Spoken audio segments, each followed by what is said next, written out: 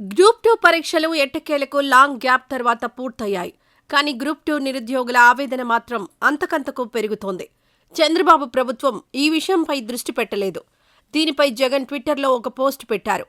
చంద్రబాబు నిరుద్యోగులను, ఉద్యోగులనే కాదు అన్ని వర్గాల ప్రజలను మోసం చేయడమే అలవాటుగా మార్చుకున్నారన్నారు. గ్రూప్ 2 అభ్యర్థులను కూడా మోసం చేశారంటూ మండిపడ్డారు. 3 వారాలుగా గ్రూప్ 2 అభ్యర్థుల అభ్యంతరాలను వింటున్నట్టు నటించి చివరకు వాళ్లను ముంచేశారన్నారు. ప్రభుత్వం నుంచి లేఖ ఇచ్చినా పట్టించుకోకుండా ఏపీపీఎస్సీ ముందుకు వెళ్తోందన్నారు. ఆందోళన చేస్తున్న వాళ్ల మీద పోలీసులతో లాఠీచార్జ్ చేయించి అమానుషంగా ప్రవర్తించారన్నారు జగన్. తమ ప్రభుత్వం ఉన్నప్పుడు ఇచ్చిన డీఎస్సీని రద్దు చేసి మెగా డీఎస్సీ పేరుతో ఇంతవరకు ఒక్క ఉద్యోగం కూడా ఇవ్వకుండా కాలయాపన చేయడం ఒక మోసమే. ప్రతి జనవరిలో జాబ్ క్యాలెండర్ ఇస్తామని చెప్పి అసలు దాని గురించి పట్టించుకోనేలేదు.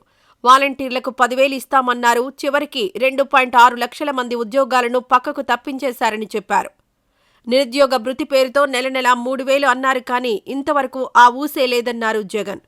తాము అధికారంలోకొస్తే ఉద్యోగాలు అంటూ ఉదరగొట్టి ఇప్పుడు ఏపీ బ్యావరేజెస్ కార్పొరేషన్లో 10,000 మందిని, ఫీల్డ్ అసిస్టెంట్లను, ఫైబర్ నెట్ కార్పొరేషన్లోనూ, ఏపీ ఎండీసీలోనూ, వైద్య ఆరోగ్య శాఖలోనూ పనిచేస్తున్న వారిని తొలగించి వారి జీవితాలను నడి రోడ్డుపై నిలబెట్టడం చంద్రబాబు చేస్తున్న మోసాల్లో ఒక భాగమన్నారు. ఉద్యోగులకు మెరుగైన పీఆర్సీ అంటూ ఉన్న పీఆర్సీ చైర్మన్ను బలవంతంగా రాజీనామా చేయించి కొత్త పీఆర్సీ ఇంతవరకు ఇవ్వలేదన్నారు. 1వ తేదీనే జీతాలు అంటూ ఒకే ఒక నెల మాత్రమే ఇచ్చి ఆ తర్వాత ప్రతి నెలా ఉద్యోగులు ఎదురుచూసేలా చేస్తున్నారన్నారు. ఉద్యోగులకు ఇవ్వాల్సిన 3 డీఏలు, ట్రావెల్ అలవెన్స్లు, సరెండర్ లీవ్స్, మెడికల్ రియంబర్స్మెంట్ అన్నీ పెండింగ్లో పెట్టారన్నారు.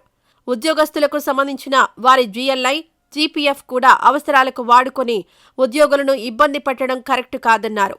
అన్యాయాలకు కేరాఫ్గా మారిన చంద్రబాబు నాయుడు వైఖరిపై ప్రజలు ఆగ్రహంతో ఉన్నారని, అందుకే వీధుల్లోకొచ్చి పోరాటాలు చేస్తున్నారన్నారు.